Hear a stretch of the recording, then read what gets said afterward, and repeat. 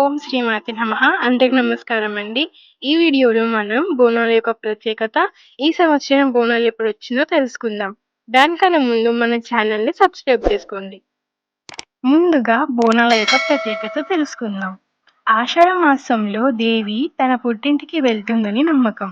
అందుకే భక్తులు ఈ పండుగ సమయంలో దేవిని దర్శించుకొని తమ సొంత కూతురు తమ ఇంటికి వచ్చిన భావంతో, భక్తి శ్రద్ధలతో, ప్రేమానురాగాలతో బోనాలను ఆహార నైవేద్యంగా సమర్పిస్తారు. బోనాలు అనేది తెలంగాణ సంస్కృతికి ప్రతీకగా నిలిచే ఒక గొప్ప హిందూ పండుగ అని చెప్పవచ్చు.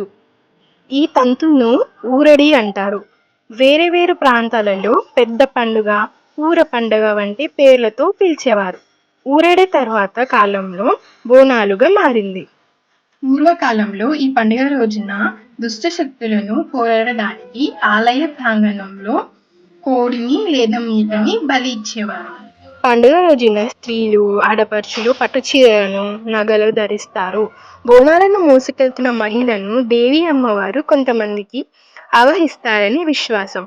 మహంకాళి అంశ రౌద్రాన్ని ప్రతిబిస్తుంది కావున ఆమెను శాంతపరచడానికై ఈ మహిళలను ఆలయమును సమీపించు సమయంలో వారి పాదాలపై మిగిలిన భక్తులు నీళ్లు కుమ్మరిస్తారు.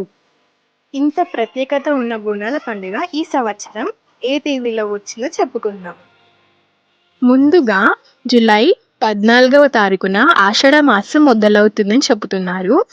తొలి బోనం అంటే శ్రీ జగద ఆలయం గోల్కొండ బోనం జూలై 19 తారీఖున మొదలవుతుంది. ఆ రోజు మన తొలి బోనం అనేది మొదలవుతుంది.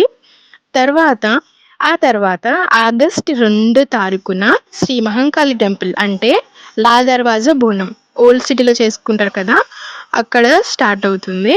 ఇక్కడ లాల్ దర్వాజా బోనం అయిపోయిన తర్వాత వారానికి చుట్టూ ఉన్న ప్రదేశాలలో చేసుకుంటారండి.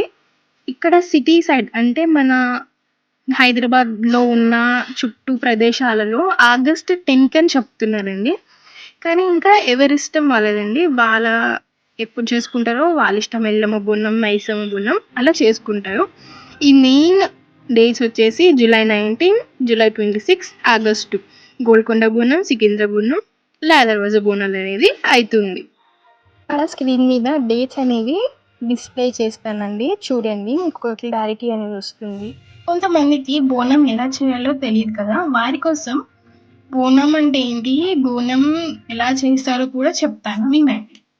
భోజనం అని అర్థం కలిగిన బోనం దేవికి సమర్పించే నైవేద్యం అని అంటారు. మహిళలు వండిన అన్నంతో పాటు పాలు, పెరుగు, బెల్లం, కొన్నిసార్లు ఉల్లిపాయలతో కూడిన బోనాన్ని మట్టి లేక రాగి కుండలో తమ తలపై పెట్టుకొని డప్పుగాళ్ళు, ఆటగాళ్ళు తోడింది రాగా దేవి గుడికి వెళ్తారు. మహిళలు తీసుకెళ్లే ఈ బోనాల కుండలను చిన్న వేపరెమ్మలతో, పసుపు, కుంకుమ లేక తెల్ల ముగ్గుతో అలంకరించి దానిపై ఒక దీపం పెడతారు. మైసమ్మ, పోచమ్మ, ఎల్లమ్మ, పెద్దమ్మ, డొక్కాలమ్మ, అంకాలమ్మ, పోలేరమ్మ, మారెమ్మ, మునగు పేర్లు కల ఈ దేవి గులను దేదీప్యమానంగా అలంకరిస్తారు. తెలంగాణ ప్రత్యేక రాష్ట్రం ఏర్పడిన తర్వాత బోనాలను రాష్ట్ర పండుగగా నిర్వహిస్తున్నారు. ఇలా మన బోనాల పండుగ అనేది జరుపుకుంటారండి.